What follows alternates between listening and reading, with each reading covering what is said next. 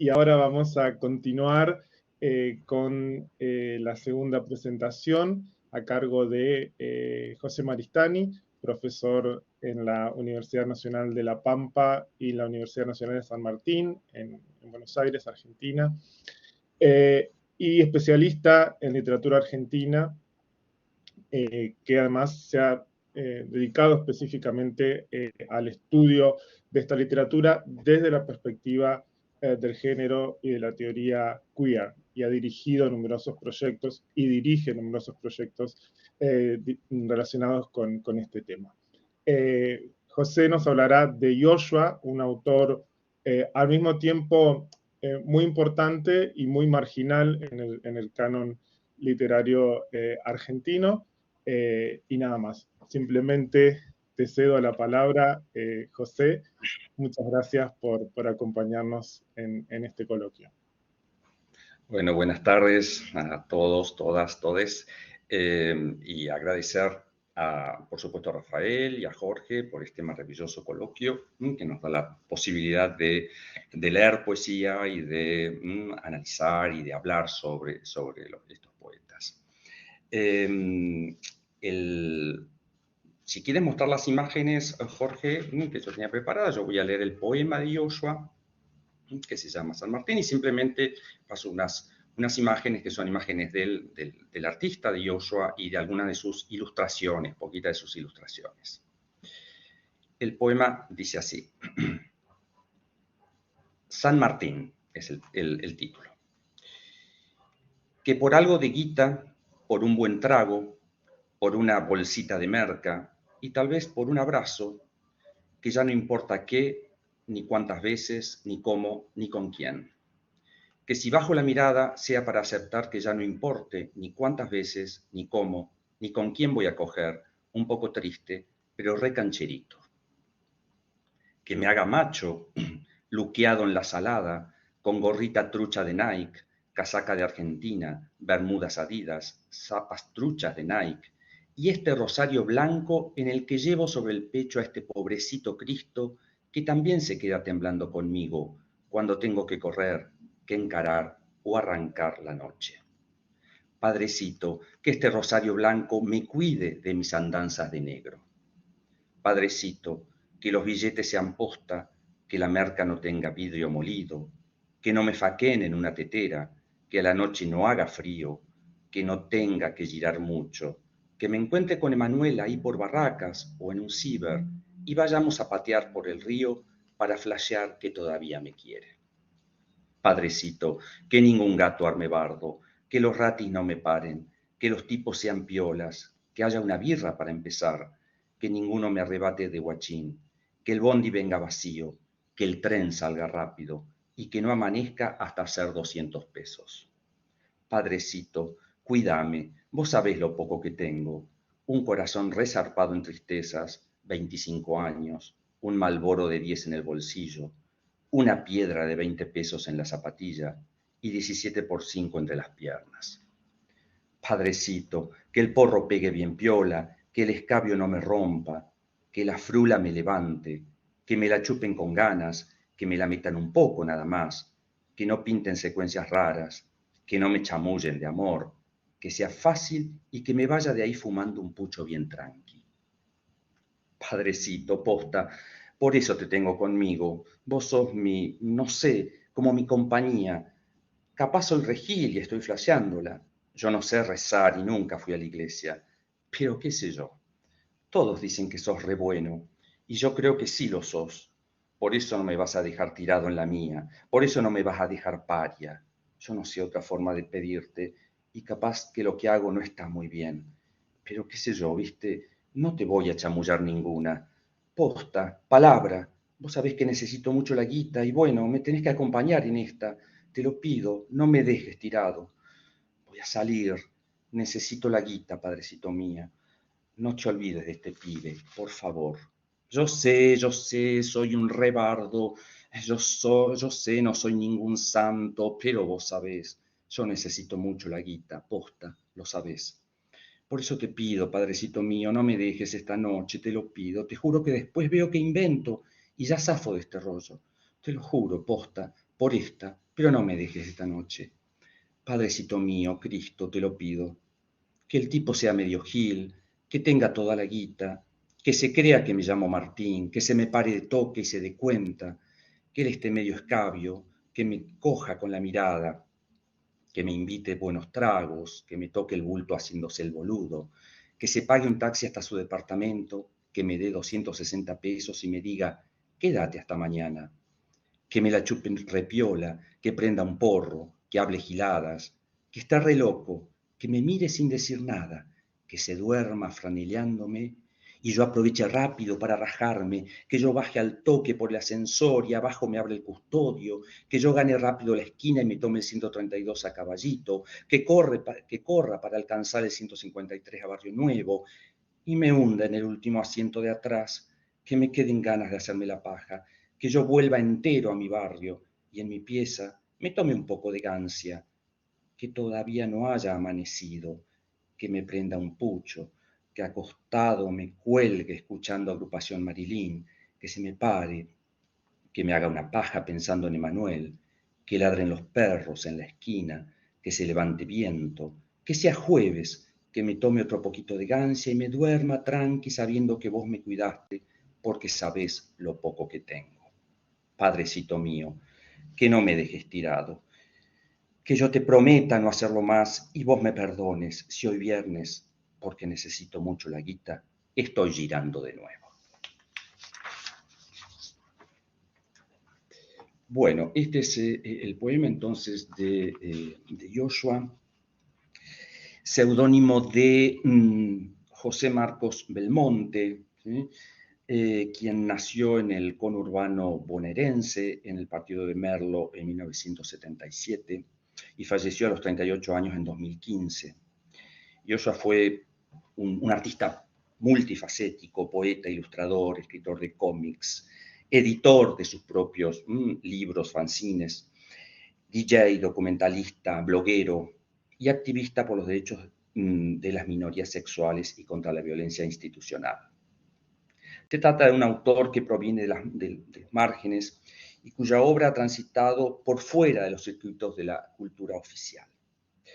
Sus primeras intervenciones en ámbitos de cultura under se producen alrededor de 2005, cuando toma contacto con la Galería de Arte Alternativa y Editorial Belleza y Felicidad, fundada por las escritoras Fernanda Laguna y Cecilia Pavón.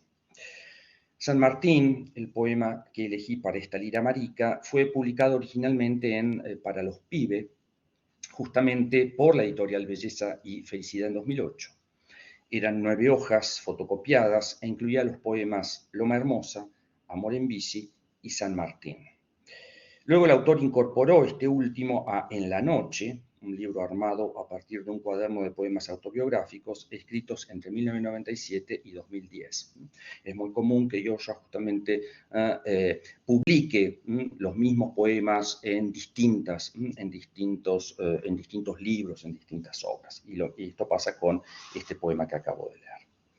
Como habrán podido apreciar, se trata de un rezo o una oración dirigida a ese padrecito al que se le pide protección para salir a la calle y para volver entero al barrio después del trabajo nocturno. Al tratarse de un rezo, de una rogativa, se introducen los consabidos elementos cristianos de la culpa, del pecado, del arrepentimiento, de las nociones de bien y de mal, que están asociados a todo lo que este sujeto va a realizar. Vender su cuerpo, que quien lo compre sea otro varón, que consuma droga, que se emborrache, etcétera, etcétera. Sin embargo, el título, San Martín, es anticipatorio y al mismo tiempo engañoso. Anticipatorio, pues reconocemos al poco de avanzar en los versos que se trata de una deprecación, esto es de un ruego o una súplica ferviente a ese destinatario, el padrecito, materializado en el rosario blanco que lleva el hablante sobre el pecho. Estamos entonces en presencia de un acto de habla improvisado, yo no sé rezar, yo no sé otra forma de pedirte, dice el yo lírico, que remite a la religiosidad de carácter popular y a unas formas discursivas particulares y reconocibles. Uno podría pensar que esa invocación va dirigida al santo que da título al poema, San Martín. En muchos casos, los fieles católicos desplazan la figura de ese Padre Celestial hacia los santos y las santas, y cada creyente establece su comunicación especial y privilegiada con algún integrante del santoral, oficial o no. Y podríamos invocar también nosotros en esta lectura a aquel San Martín de Porres, el santo limeño de la justicia social y el primer santo mulato de América. Y no sería extravagante aludir al factor racial que define al denominado santo de la escoba, puesto que pronto en el poema ese aspecto se enuncia de modo explícito. Padrecito, dice Joshua, que este rosario blanco me cuide de mis andanzas de negro. Luego volveré sobre este tema. Sin embargo, el engaño se descubre hacia el final, cuando sabemos que Martín es el nombre que usa el hablante lírico cuando sale a girar como taxi boy. Que el tipo sea medio gil, que se crea que me llamo Martín.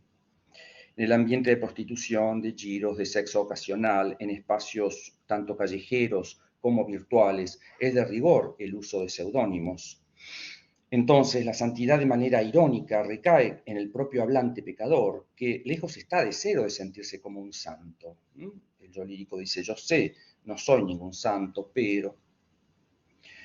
Aunque aquí el poeta retomaría también una tradición hagiográfica en la que la santidad habitualmente surge en vidas que han tenido un pasado pecaminoso.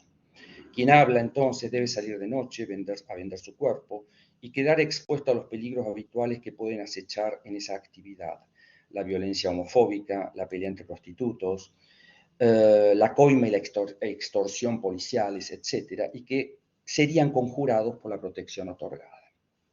En términos morfológicos, la mayor parte de las 13 estrofas / párrafos de diferente extensión que componen el poema repiten la invocación a modo de anáfora, Padrecito o Padrecito mío, o en la penúltima, Padrecito mío, Cristo, a quien se dirige el sujeto lírico del poema.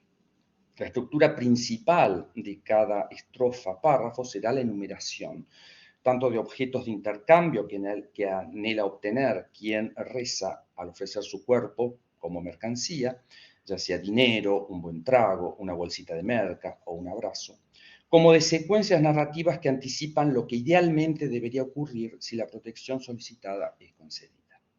El modo subjuntivo es, por tanto, el adecuado para una estructura desiderativa introducida por la conjunción subordinante que. Cito, padrecito, que ningún gato arme bardo, que los ratis no me paren, que los tipos sean piolas, que no amanezca hasta hacer 200 pesos. Fin de cita. El cambio de modo verbal al indicativo se produce solamente en 3 estrofas. En la primera, cuando quien profiere la oración se describe a sí mismo. Cito, padrecito, cuidame, vos sabés lo poco que tengo, un corazón resarpado en tristezas, 25 años, un Malboro de 10 en el bolsillo, una piedra de 20 pesos en la zapatilla y 17 por 5 entre las piernas. Fin de cita. Estos son los elementos que lo definen: un corazón excedido de tristeza, su edad, los cigarrillos que fuma, el crack, ¿no? La cocaína en piedra, que lleva en su calzado y sus atributos sexuales. Y en la segunda, cuando explica al destinatario de su oración que no sabe rezar y que no va a la iglesia, pero que cree en el poder y la bondad de ese padre que invoca, ¿no? Padrecito, padrecito posta, por eso te tengo conmigo, vos sos no sé, como mi compañía. Yo no sé rezar y nunca fui a la iglesia, pero qué sé yo, todos dicen que sos re bueno, y yo creo que sí lo sos. Yo no sé otra forma de pedirte y capaz que lo que hago no está muy bien. Asimismo, hacia el final, en la última estrofa, hay una ocurrencia atípica o no esperable de subjuntivo en el verbo prometer. Padrecito mío, que no me dejes tirado, que yo te prometa no hacerlo más. Fin de cita. La acción de la promesa también queda incluida en ese pedido para que pueda volver a prometer una vez más y para que su padre lo proteja y finalmente lo perdone. No se promete aquí, sino que se posterga la acción para cuando el efecto del ruego haya sido comprobado. Es interesante pensar que el acto de salir a prostituirse se repetirá y que necesita, quien profiere la oración, en cada oportunidad ser protegido y perdonado. La única aparición de este término se registra en la última estrofa y la idea de perdón remite a una conciencia moral que experimenta el acto de prostitución como un pecado. Pedido de protección y perdón al destinatario divino y potencial promesa del hablante lírico son los 3 actos de habla propios de este rezo, de los que se derivan todos los enunciados del poema. Como en casi todos los textos de Yoshua, el lenguaje adopta el registro de los sectores populares y juveniles de barrios del conurbano bonaerense. La voz del yo lírico remeda esa oralidad cargada de términos de un lunfardo tanto tradicional como de nueva generación. Chamullo, guita, posta, luquearse, ratis, birra, flashear, guachín, etc. Pero se trata también de una lengua maldita que abjura de todo pudor y código de buenas costumbres y que ronda especialmente alrededor de la homosexualidad, de la prostitución y del consumo de drogas, especialmente de la cocaína. Los críticos que han abordado la obra de Yoshua han hecho especial énfasis en este lenguaje que estaría en la estela de un Osvaldo Lamborghini, versión conurbano y coloquial, con una cadencia corta y precisa, alejada, sin embargo, de cualquier neobarroquismo. A su vez, el yo lírico se construye desde una gran precariedad emocional y material. Su oración lo configura casi como un niño que está aterrado por algo que debe hacer y no puede evitar. El salir a la calle, y especialmente ir al centro de la ciudad, un territorio hostil donde todo puede pasar y donde se vuelve a repetir una vez más la performance del pibe popular que se levanta a tipos lejos de su territorio de pertenencia. En el inicio queda explícito el intercambio que se pretende. Cito, que por algo de guita, por un buen trago, por una bolsita de merca y tal vez por un abrazo. Dinero, bebida, drogas y algo de afecto y ternura contenidos en un abrazo es lo que desea obtener al poner su cuerpo en venta. Y finalmente, volver entero a su barrio, como dice en algún momento de esta súplica. Es decir, volver sin haber tenido que pasar por ninguna de estas situaciones. Ahora bien, hay un pedido particular a su padrecito, aquel de ser un macho, de presentar una apariencia viril, lograda con la vestimenta que va a comprar en esa inmensa feria del Gran Buenos Aires denominada La Salada, y en la que se consiguen las réplicas baratas de las prendas de marcas Adidas o Nike. La gorra característica de los pibes del conurbano, una camiseta de fútbol, pantalones de gimnasia o bermudas, zapatillas y el rosario blanco sobre el pecho. En las fotos que disponemos de Yoshua, es esta vestimenta la que él mismo usó durante toda su vida y es el tipo de indumentaria que se ha vuelto característica de cierto estilo juvenil popular propio de esta zona del conurbano. También es el tipo de vestimenta que los personajes dibujados por Yoshua utilizan, como hemos podido ver en algunas de las fotos de las ilustraciones que se pasaron mientras yo leía el poema. Dice el poema en la tercera estrofa, cito, que me haga macho luqueado en la salada. Y la forma verbal es muy significativa, pues el hacerse remite a una pose, a una actuación o performance que se logra en primer lugar y en gran medida a través de la vestimenta. Y esa virilidad, que es la del chongo, será muy importante al momento de salir a la calle a conseguir clientes. Sabemos que la pose masculina y la supuesta heterosexualidad plasmada en la asunción de roles activos es central en el mundo de la prostitución masculina, como muy bien lo describió Berlinguer en su ya célebre estudio de los Michés de San Pablo. Aquí el yo lírico se distancia de cualquier forma esencial de ser varón y podríamos hablar de una identidad travestida que se logra a partir de un determinado código vestimentario que el taxi boy debe conocer y explotar para tener éxito en su ronda nocturna.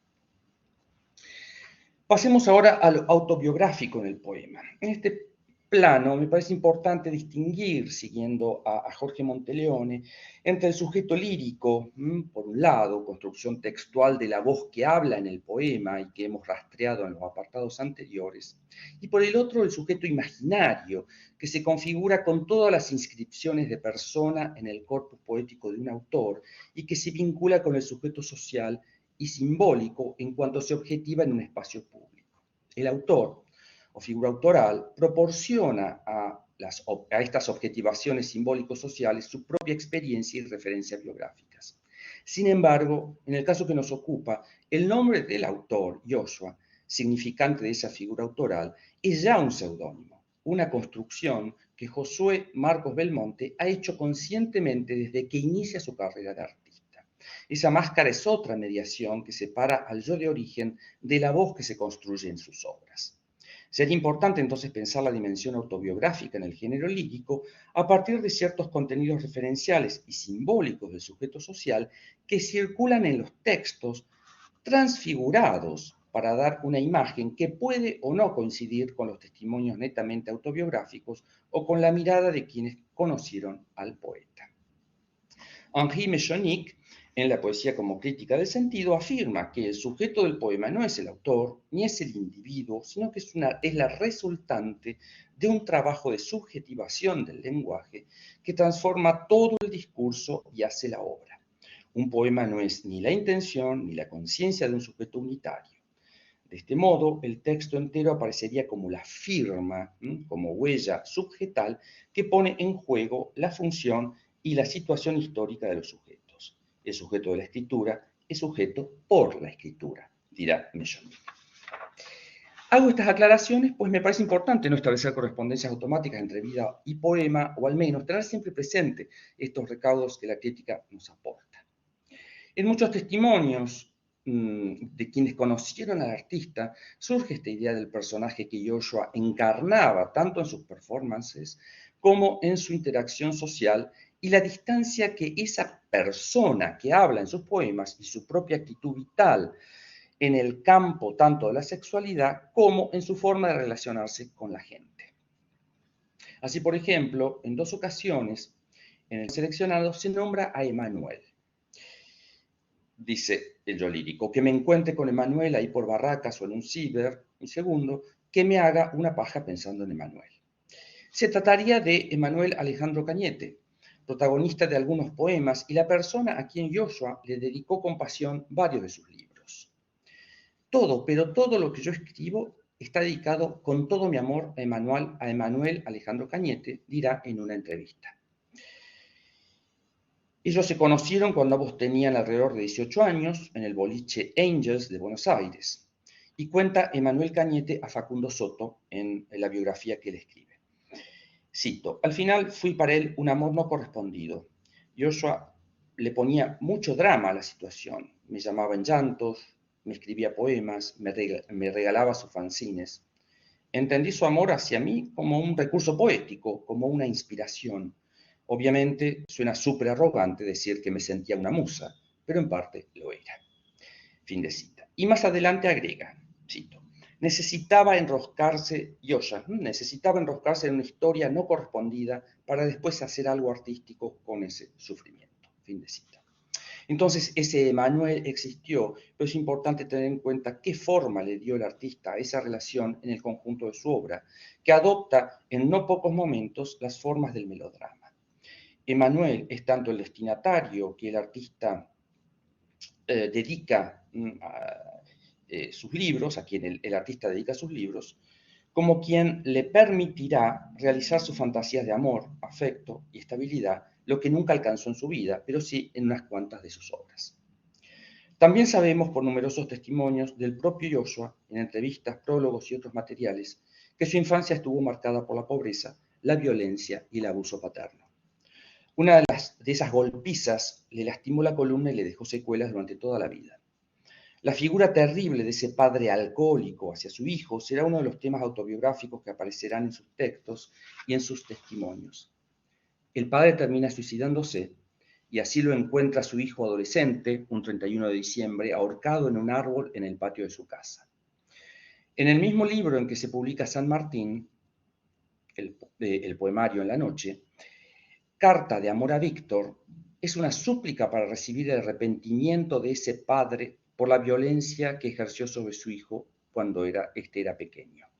Cito, Víctor, te perdonaría si eso te importara, si creyeras que debo perdonarte, si creyeras que realmente me lastimaste, si creyeras que podrías pedirme perdón, en serio, te perdonaría. Víctor, ya he crecido y quiero ser mejor. Papá, aprendí a amar y en serio te amaría si eso te importara. Fin de cita. Joshua decía que su padre era la única persona que lo llenaba de miedo, odio, dolor y pánico. Lo veía como un monstruo. Y aquí que la figura del padrecito invocado en el poema elegido no deja de tener importantes connotaciones para el autor. Ese padre protector y bondadoso sería la contracara del progenitor que lo abusó durante su infancia. Según cuenta Soto, cito, a los 14 años, dada la violencia que vivía en su casa, que se tornó insoportable por las continuas peleas de sus padres, Josué decidió escapar del infierno y caminar sin destino por las calles desconocidas de la capital. Unos años más tarde descubrió los baños de la estación de Once y los de Constitución. Por las noches caminaba perdido hasta encontrar a algún hombre que, por morbo de estar con un menor, lo llevaba a su departamento para tener sexo. Josué cedía y aprovechaba el lugar para bañarse, comer algo caliente y ser recompensado con plata. Fin de cita. Según su propio testimonio, Joshua se refería a esa etapa en la que había sido prostituto con un sentimiento de tristeza y lástima. Cito, sabía que yo no era peor que esos hombres que tenían sexo conmigo por 50 pesos, que luego volvían a compartir la cena con sus esposas cuando yo apenas tendría la edad del menor de sus hijos. Fin de cita. Como hemos dicho antes, el sujeto ruega para que su salida a la calle no resulte peligrosa y pueda regresar a su bar. Quisiera volver ahora sobre el tema de la situación racial. Recordarán, una de las frases dice, Padrecito, una de los versos dice, Padrecito, que este rosario blanco me cuide de mis andanzas de negro. La conciencia de pertenecer a una comunidad marginada, los morochos, los cabezas o los cabecitas negras, está presente en toda la obra de Joshua. ¿Qué son las andanzas de negro? Aquí el poeta condensa la visión que la sociedad ha proyectado sobre los sectores populares que viven en barrios humildes o villas miserias de Argentina. La condición de negro será un estigma muy arraigado ya desde el siglo XIX en la pretensión de las élites de blanquear y borrar cualquier signo de mestizaje. Las andanzas de negro condensan todo aquello que se relaciona con lo popular, lo ilegal y lo prohibido. Es la barbarie sarmientina, tan bien introyectada por los sectores populares, que se educaron y blanquearon en esa máquina educativa que el autor del Facundo erigió como el faro de la civilización. Son los cabecitas negras, cabecitas o directamente cabezas, como se los ha denominado habitualmente, estigma que el propio Joshua adopta y resignifica con orgullo. Es el mismo sentido que Washington Cucurto emplea al titular uno de sus libros, precisamente Cosa de Negros, de 2003, un narrador y poeta que no deja de tener muchos puntos en común con el autor de San Martín. La cumbia también será un tema central en Cucurto, que es otro seudónimo, pero ahora ubicada en el barrio de Constitución, en el corazón de Buenos Aires, con una perspectiva mayormente heterosexual y con el protagonismo de la inmigración paraguaya y dominicana.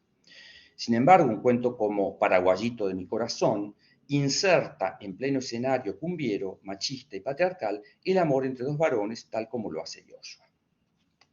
Joshua siempre fue consciente de la discriminación que existe en los círculos de clase media, aún de artistas y poetas, hacia las poblaciones pobres y morochas del Gran Buenos Aires. Relata que en no pocas ocasiones no le permitieron la entrada a locales o bien lo miraban como si fuera un posible delincuente. Entonces, la situación de pobreza, la imposibilidad de mantenerse económicamente fue un tema central durante toda su vida, y su pertenencia de clase se suma a su color de piel y junto a esto una orientación sexual que lo lleva a prostituirse con hombres para poder sobrevivir. Ahora bien, no hay pretensión de mostrarse como un chongo, sí de parecerlo, como ya lo advertimos antes, ¿no? Con el que me haga macho. El chongo aquí entonces no necesita la máscara de la heterosexualidad. Su deseo es siempre homoerótico y no es necesario que presuma con mujeres ni que haga alarde de su fortaleza viril. Por el contrario, la postura de enunciación es desde una fragilidad extrema, puesto que se encuentra indemne frente a cualquiera de las malas experiencias que podrían ocurrirle en su nomadismo nocturno. Es verdad, como sostiene Jorge Peralta, que la loca ha sido excluida de este mundo poético y las relaciones se mantienen entre varones viriles, machitos de barrio, que exhiben las marcas de una subcultura particular y que ilustró largamente Joshua en sus dibujos, historietas y fanzines. Pero aquí, a pesar de no existir el modelo loca chongo que Perlongar asociaba a formas populares de tramitar el deseo disidente, también hay una homosexualidad popular ligada a una cultura barrial, aunque el autor de Austria-Hungría no le hubiera gustado, pues siempre veía con desconfianza el modelo itario burgués gay-gay. Ahora bien, no se trata en la poesía de Joshua de ese modelo, que se instaura en los sectores urbanos y de clase media o alta en Occidente, del gay hiperviril, sino de formas particulares de vivenciar los deseos sancionados socialmente en medios que son altamente machistas y discriminatorios. En el texto autobiográfico que cierra Campeón, un libro otro libro de Joshua, el poeta se refiere a su experiencia como gay en el conurbano bonaerense en estos términos, cito: en mi propio barrio conocí la discriminación por ser gay. No es nada gracioso crecer mientras te gritan puto como un insulto. Los mismos pibes del barrio te hacen sentir el peso de no ser heterosexual. Es difícil, pero al cabo ellos se reían de mí por ser gay y yo me reía de ellos por ser heteros. Fin de cita. La comunidad imaginaria de los muchachos de Joshua, que se dan amor y ternura entre ellos, no puede feminizarse porque ese es un factor de segregación y estigma.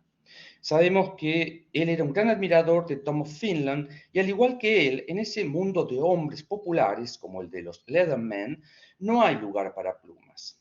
No pretende Joshua copiar la realidad. Sostengo por el contrario que con materiales de esta inventa una ficción en la que él mismo, como sujeto imaginario, se construye y edifica sus fantasías consolatorias. Para terminar, podemos decir que en Joshua se erige el mundo de las orillas, de las clases populares y marginadas del conurbano bonaerense. Allí las barreras para expresar libremente los deseos entre varones son significativas. A su vez, un vector importante en la configuración de la identidad en los pibes populares de los suburbios es el barrio, el orgullo de ser de lo que se conoce como conurbano. Cito: yo vengo de un barrio sencillo, no humilde, sencillo. En la periferia no hay humildad. Hay una arrogancia del aguante de las agallas, dice Joshua en el epílogo a Campeón. Como sostiene Enzo Cárcano, cito: el autor no propone ni una apología de estos bordes, ni su integración en el centro, sino que a través del homoerotismo, del deseo homosexual, los rescata como posibilidad y los expone en toda su irreverente y disruptiva singularidad. Fin de cita. En Joshua, el deseo homoerótico afectivo y su realización es más bien el único lugar en que se puede encontrar un espacio de contención y ternura, frente a una vida a la intemperie que tuvo a la discriminación sexual, económica y racial, la violencia y la enfermedad como vectores centrales. En el reciente discurso de recepción del Nobel, Annie Ernaux se refiere a una frase que escribió en su diario íntimo hace 60 años. Dice: escribiré para vengar a mi raza. Se refería a esa estirpe, la suya, de campesinos sin tierras, de obreros y pequeños comerciantes, de gentes despreciadas por sus modales, su acento, su cultura, todos los humillados y ofendidos, a los que Ernaux agrega su condición de mujer en un mundo de hombres como el de la cultura oficial francesa de los años 60. Refiere también que el regreso a sus orígenes implicaba necesariamente recuperar esa lengua en la cual ella misma había aprendido a nombrar las cosas, con su brutalidad o sus silencios. Esa es la lengua que ella elige para escribir sus primeros libros, lo que podríamos llamar, copiando a Eribon, su regreso a Reims.